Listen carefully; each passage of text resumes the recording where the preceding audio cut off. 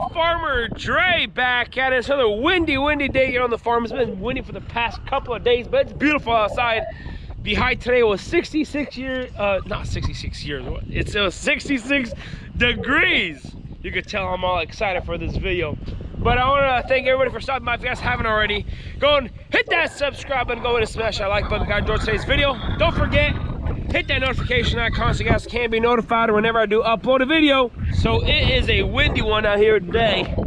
Like I said, 25, 30 mile an hour winds all day. And then the strawberries here on top of the hill here. So then the valley's down that way. And also valley down that way. So we get all the wind over here on this side.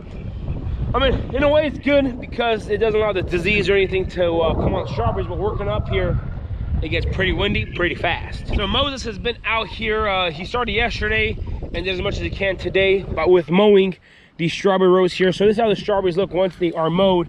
It's not 100% perfect right here yet, but one thing that I realized, I should have went ahead and mowed before we put the covers on in the fall, just because right now the ryegrass is so thick.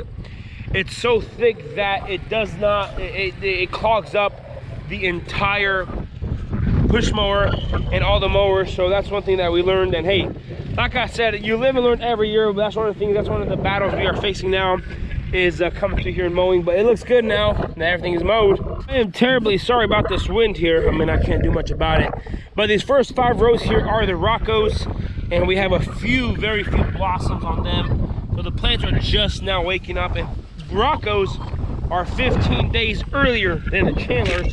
And Chandlers are our main variety, so this is where the Chandlers start right here. So these will be a couple more weeks out until we start seeing any blossoms on them. Probably about the first or last week. I mean, anywhere middle of March, beginning of April, that's when we start seeing a lot of flowers. But this is how the ryegrass is looking right here. It's knee high in some places, even shin high in some places. So it got really thick underneath that row cover here. I mean, it's great as a cover crop. I mean, it worked great. It's beautiful, and it's not allowing any of the erosion to start happening here. And you know, in a way that's good. But if we would have managed just a little during the fall, we wouldn't have such a big issue right now. Yesterday Moses was out here, and early today, and it took him almost a full day to get, I mean, a couple of hours, not a full day, wasn't out here a full day. It took him a couple hours to do 4 rows. I was like, man, that's just taking too long. So one thing we did find out that works really well, so I sent him through here first with the weed eater, and then he weed eats the middle of the rows here and gets a lot of this thick fat stuff out of here down, and then I'll come through with the push mower and do the edges there, because the push mower sucks all that grass under in there. And we got 2 rows done in like less than an hour. I mean, it went super fast. And yeah, that's how we're getting the majority of these cut. And I'm sorry, like I said at the beginning of the video, I'm sorry about the wind here, but it is what it is. But these Chandlers here are growing pretty nice here.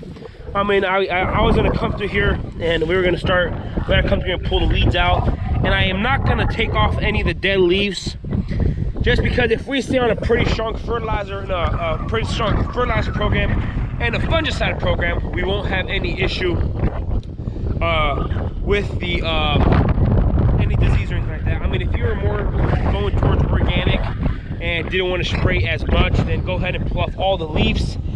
But since we are not, we do spray quite a bit of fungicides, and you know, on a weekly basis I mean, this is not going to hurt us too bad, and it's just dried leaves from the cold weather, so it's nothing infected or nothing diseased. It's just the dried leaves from the cold snap that came through. So yeah, I could send the crew out here to come out here and pull the leaves, but I was just wasting my time and wasting my money for no good reason.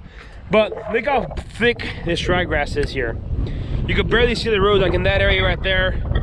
I mean, even from this angle right here, I mean, the lower you get, the less and less you can see the plastic.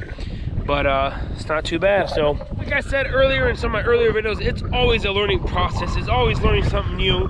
It's always, I mean, there's always something new to learn every year, and until you fine-tune everything, it takes 4 to 5, even 10 years sometimes. So that's the only whoa, look at this plant right here. It's albino. What in the world? Has no chlorophyll in it. That is the weirdest thing I've ever seen. It's a genetic mutation, I guess. That white grass.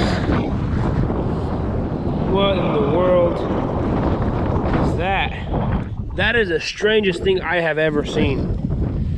White grass. I mean, it is actually white. There is no chlorophyll in this grass at all. So I have no idea what's going on here. That's pretty cool. I took a few pictures of that. You might show somebody if they're interested. But anyways, so by the beginning and end next week, we should have this all mowed down pretty quick. We're expecting a huge old rainstorm this next weekend. I think everybody here in the Midwest is. It's supposed to rain for the next 2 days. We're expecting about 5 to 6 inches of rain. I mean, spring rains are here. So I was hoping we could get this all mowed so that whenever the rain comes, I mean, this stuff is gonna grow like crazy from all that water. But we'll figure it out, and we'll probably have to come through here and start mowing these rows as well. And that's the thing about the ryegrass here. It creates a nice mat. So this row is already mowed here.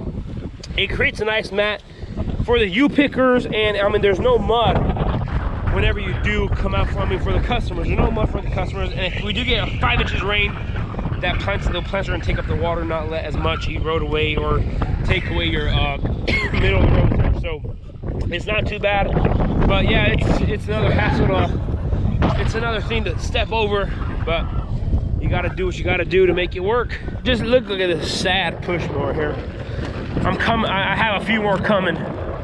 We'll have 5 or 6 of these out here, but it's gonna start raining here tomorrow morning about 5 in the morning. So I'm gonna go ahead and put these in the storage container here or the well house, and then whenever we're done with these, we'll take them back to the shop. But until then, we got to put these away and get everything going for make sure it's nice and safe. So in the well house here, and the wind is, there's no wind in here, so I gotta still come in here and finish up the manifold that I want to build here. So it will take just a couple minutes, maybe an hour or so, to come replumb everything, not replumb, finish off the plumbing for my system that I want to do. So we have a 2-inch pipe coming out of the ground there. We downsize it to 1 1/4 inches, and from the 1 1/4 inches splits off here and goes into the pressure tanks. So I told him to put an 1 1/4 inch valve on this side.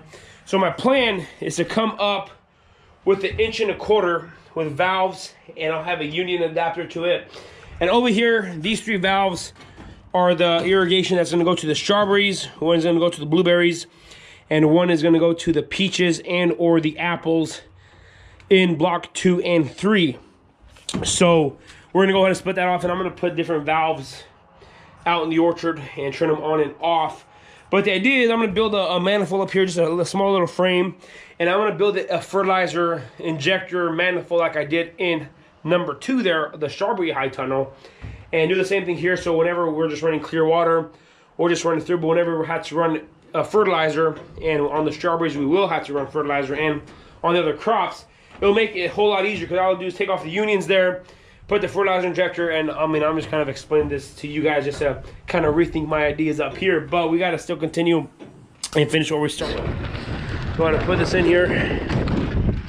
And my well house is still a dump here. I haven't done nothing in here ever since we finished it back in September. So yeah, got to do a spring clean out. The nice thing about the storage container, we insulated it and made it nice and fancy, but it's super easy to maneuver around. Makes it super nice and easy to just do that. But I was going to go ahead and film some of the process of us mowing today, but then I realized how hard it was. So I was like, man, instead of just getting frustrated on camera, I might as well just get frustrated off camera and figure out a way how to do it and then start filming. So this is how the nice ryegrass looks once it's mowed, and it's not 100%. Once it starts growing, we mow it once a week or twice a week. We'll have to come through here and do that, and I mean, it's going to take a little more on our side of it because of the extra labor involved. But that's where whenever you're doing a U-pick, it's got to be nice for the kids. It's got to be nice and convenient for the families. You don't want the families and the parents to be stepping inside the mud and have to come out with muck boots. But this nice mat of grass will do pretty good, nice. So I see that other farmers, or I saw other farmers who do strawberries. What they do is they go ahead and put a half dosage of herbicide and try stunting the grass, or they go ahead and kill it off this time of year. But from now, we won't open till U-pick probably till about the 1st week of May, last week of April. So we still have 2 months before the customers will even be out here. So if we spray and kill off the grass in between the rows, then it'll decompose and deteriorate. So by the time the customers come out to the farm, it's gonna be a muddy mess to begin with. So that's why, you know, it takes a little more time and energy to mow the grass, but long term, you just make some a better experience for the kids, for the families, and you know, it's just part of the process. Also, I just wanted to give you guys an update on how things are going along here out in the field. And early, I mean, things are starting to go on. I mean, on our farm.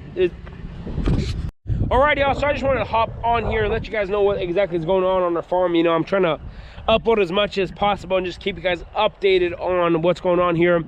But now that spring is here, I mean, a lot of the jobs that I do early morning, or the chores, I would say, they only take 5 or 10 minutes, and you know, either starting fertilizer in a high tunnel for the tomatoes, or running irrigation for the strawberries, and just on and off stuff, little things that don't require much. But for me to make a complete video on it, the job will just take a lot longer. And I will make a video on, you know, irrigation on the strawberries, irrigation on the tomatoes, the fertilizer, all that stuff. But right now everything's going a million miles an hour, and our first shipment of trees showed up with the peaches, or apple trees are coming. So yeah, it's a busy time of year. We got to get all this stuff done by May. So, you know, it's part of the process and part of being a farmer. So this is going to be pretty much it for today. If you guys haven't already, go and hit that subscribe button, go ahead and smash that like button if you guys enjoyed today's video. Don't forget, hit that notification icon so you guys can be notified whenever I do upload a video. I want to say thanks for watching up to this point. You guys have a good day, and we will see you next time.